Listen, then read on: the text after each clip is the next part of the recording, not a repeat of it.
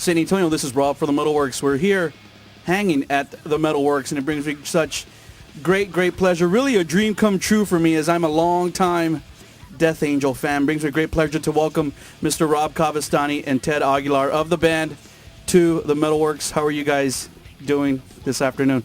Excellent. How you doing, Ted? Good to see you and good to meet you, man. Thank you. I'm doing fine.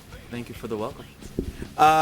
There's definitely going to be a lot of things going on with DA as we head into the fall of '07, and a lot of fans are already anticipating your new release. You guys have been releasing little bits of information that you guys are working on it and that things are going well. But before we get into that, Robb, talk a little bit about, as you guys finished supporting the Art of Dying, as you reflect back now at your, what many would say was the reunion release. How do you feel now about the Art of Dying, looking back at it, and as you guys came back onto the scene as a release for the band? I'm actually very satisfied about the Art of Dying and the whole era around that. It was just totally weird how we even came back together for the reunion. That's a whole nother story in its own self, but that's been told many times. But so now we're together, we do a new album, and when we went out on tour for that, basically our whole idea was to pretty much capture our old vibe, but we consciously wanted to make sure we reconnected with our original fans is kind of the thing. That was like a big conscious thing for us. So when we did that album, we kind of just had that in mind as far as doing more experimental things or something like that, in our eyes at least. I don't know how it ends up coming out to other people when they listen to it, but for us it was like that. And then we went out touring for that album, and we just had a blast, really. For us, everything that was happening at the time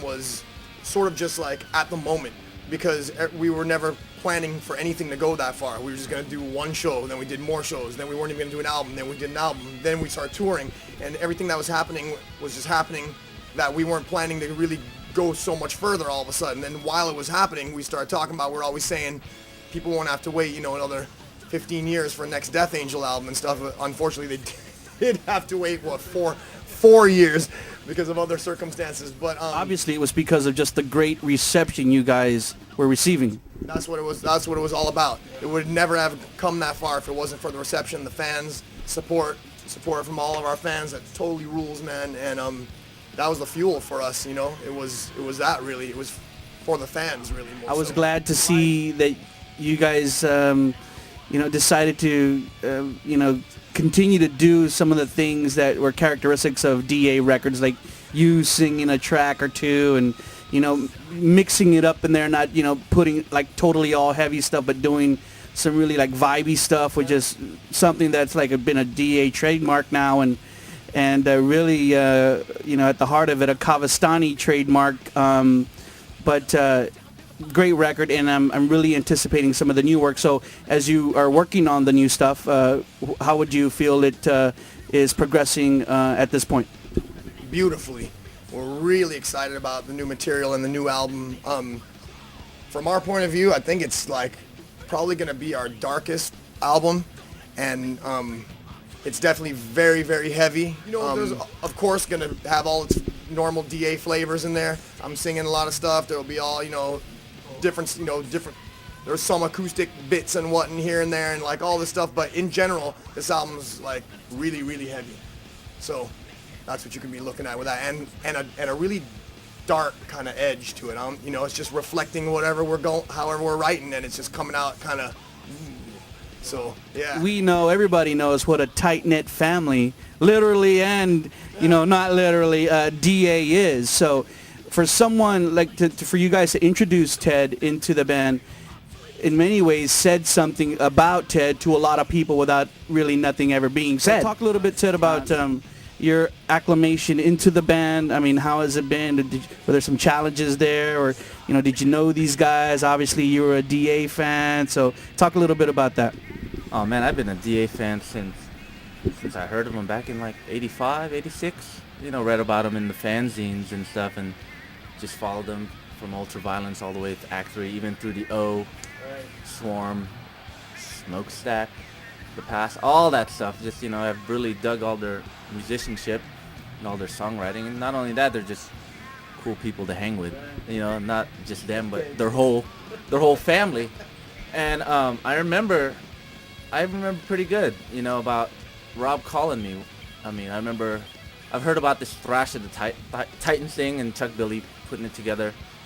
And a friend of mine called me and goes, "Hey, Death Angel got on the bill." I'm like, holy shit, that's killer. God, made me want to go more. And I remember Robb calling me. And at first I thought Robb was going to call me, "Hey, you want to help us out, load some gear?" Because I did help him out back in the day, Right. I was like, hell yeah, I'll do it. And So there was a relationship Yeah. there. Okay. Exactly. And Robb goes, "Hey, look, dude, Gus can't do it. You want to do it?" I said, "Hell yeah," but I, just wanted to make sure, talk to Gus. And, he talked to Gus, everything's cool then. And the fact is that Ted's also just an old friend of ours too. Not only was, he's a fan of the music and stuff, but he played in Bay Area bands for many, many years, and we're just like bros from the old scene. So by the time it was really an easy choice for us it was just, there was no other person that we even brought. It wasn't like we're like, okay, who? It was just like, Ted, we should call Ted. Yup, how about Ted? And was like, yeah, get Ted in there, dude. So, Ted felt like family to begin with. So it was just like, we just made it official that you're in the family, bro. Right. So it was just such a transition. And thing, I want to say is that Ted brings just a great vibe and energy to the band. That's so awesome because of his enthusiasm and, his eagerness and just excitement about being in the band. We totally feed off that, You guys have been staying really busy. Even after the touring officially stopped for The Art of Dying, you guys have done some big things, and one of them was the gig that you did in the Philippines. The name of the official name of the gig slips my mind, but Pulp Summer Slam, 7 Deadly Sins, because it's their seventh year running in 2007. Obviously, you guys have heritage from the Philippines, and I can just, when I heard about that, I was like, I wonder how cool that is to go into the native country of your forefathers and be a big band and play in front of how many thousands of people were there?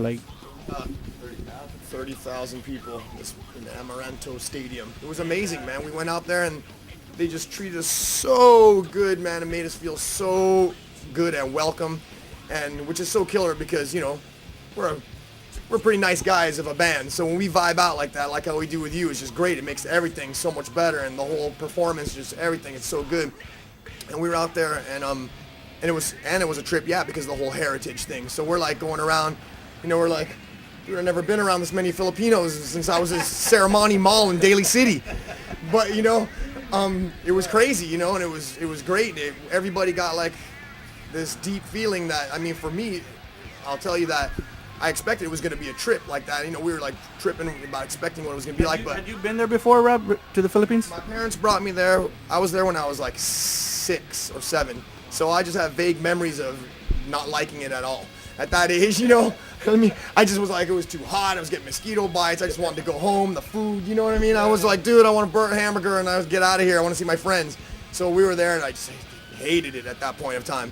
But so coming there now is a whole different story, coming there and seeing the people and feeling the vibe. And I'll say it hit hard. It was a trip. When we were out there, I was feeling some weird stuff that I didn't realize. I was like, whoa, does have a home kind of feeling, like a at-home trip that I didn't expect it was going to be that way. It was amazing, man. It was great.